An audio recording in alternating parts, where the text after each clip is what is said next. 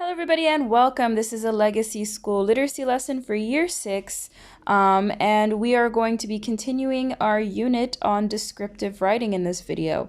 In the previous video, we actually read a passage from a book called Hard Times by Charles Dickens, and it described a character named Mr. Bounderby, who was very, very wealthy, and he was a self-made man.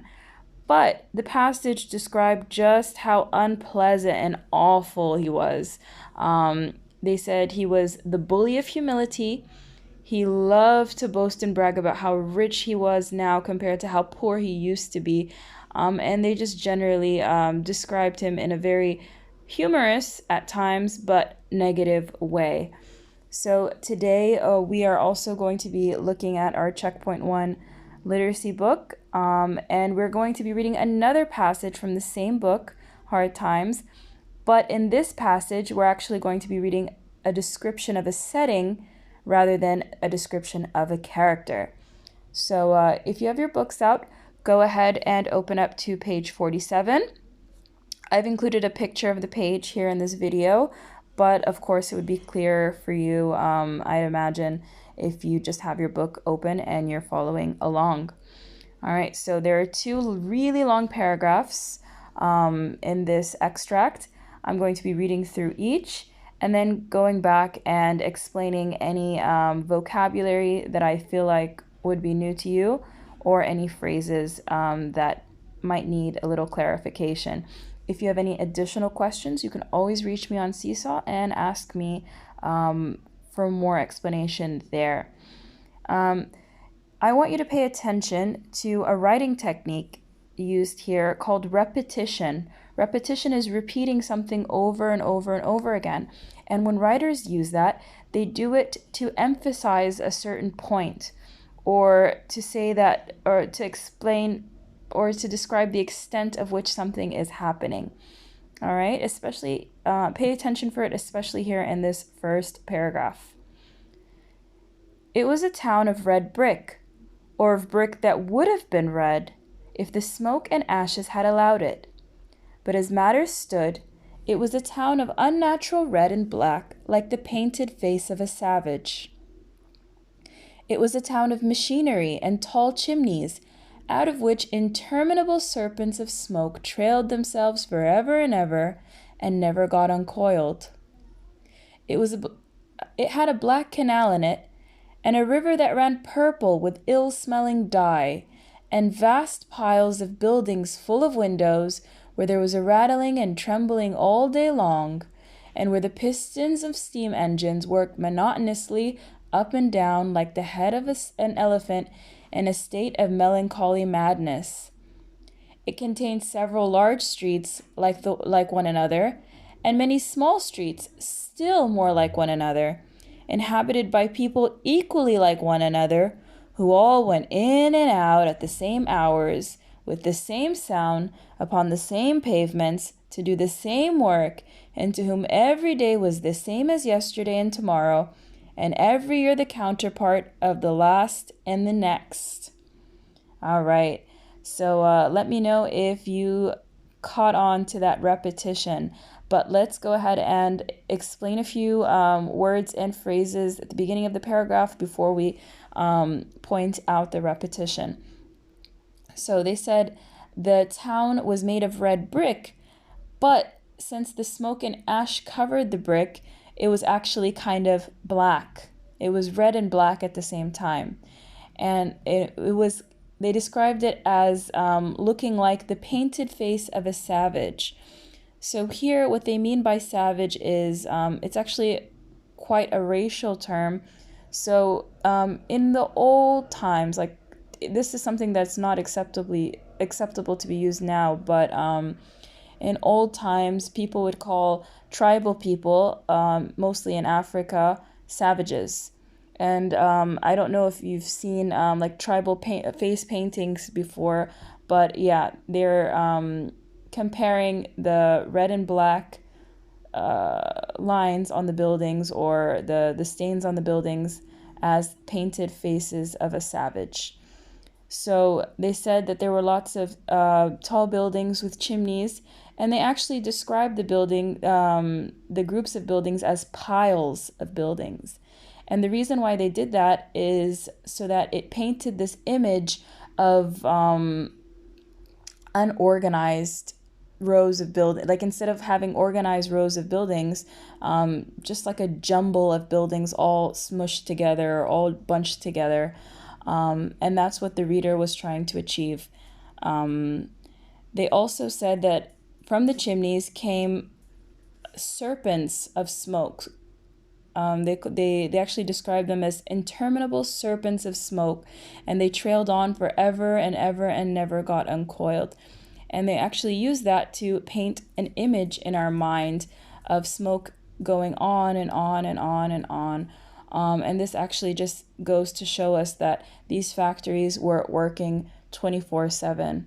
There was actually a river, and it was dyed purple from all of the dye that was coming from the factories as well.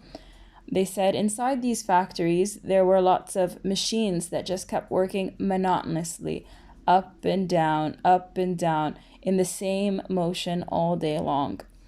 All right, let's get to the point where there's lots of repetition. So they said there were large streets, and all of the streets looked the same. All the small streets looked the same. All the people looked the same, and they were always doing the same thing every day and heard the same sounds, and every day was the same as last year, and the next year would be the same as well. So what the reader is trying to achieve here is to get us to understand or to emphasize that nothing really special happened in this town. The same thing happened over and over and over again, and it was actually pretty much a boring place to live.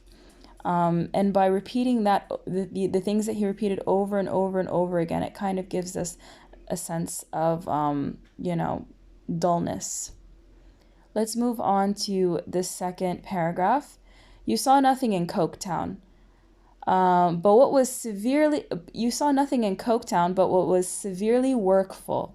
So people worked a lot here. All the public inscriptions in the town were painted alike in severe characters of black and white. The jail might have been the infirmary might have been the jail, the town hall might have been either or both, or anything else, for anything that appeared to the contrary in the graces of their construction. So here the word infirmary, it means like a clinic or a hospital, a place you would go if you were sick. So they said that the jail looked like the infirmary or the hospital, and the town hall actually looked the same as well. So what they're trying to say is that all the buildings looked exactly the same in this town, and that also adds to the repetition from earlier. Fact, fact, fact, everywhere in the material aspect of the town. Fact, fact, fact, everywhere in the immaterial. So the material aspect of the town is what's physically there, and the immaterial is the feeling or the senses that you get in the town. So everything is fact, fact, fact, everything is the same. The McChokum Child School was all fact. The School of Design was all fact. And the relations between master and men were all fact. And everything was fact between the lying-in hospital and the cemetery. And what you couldn't state in figures or show to be purchasable in the cheapest markets and saleable in the dearest was not and never should be world without men. Amen. So let's go back a second. So they said the children's school was all fact. So they were just very strict and straightforward, kind of dull. Even the School of Design was all fact. So even the School of Design, which should be very creative, is the same thing. The relationships between different groups of people were the same. And laying in the hospital and laying in the cemetery, so whether you were alive or dead, was all the same in this town as well. So what the reader is trying to tell us is that it was pretty uneventful to be living in a town like this.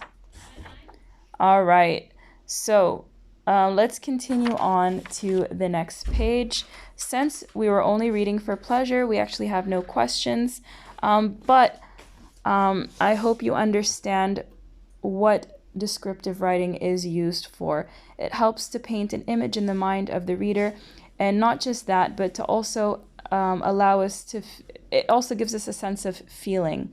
So after reading this text, you could feel just how dull it would be to live in a town like this. And you can also close your eyes and almost imagine what the town looked like.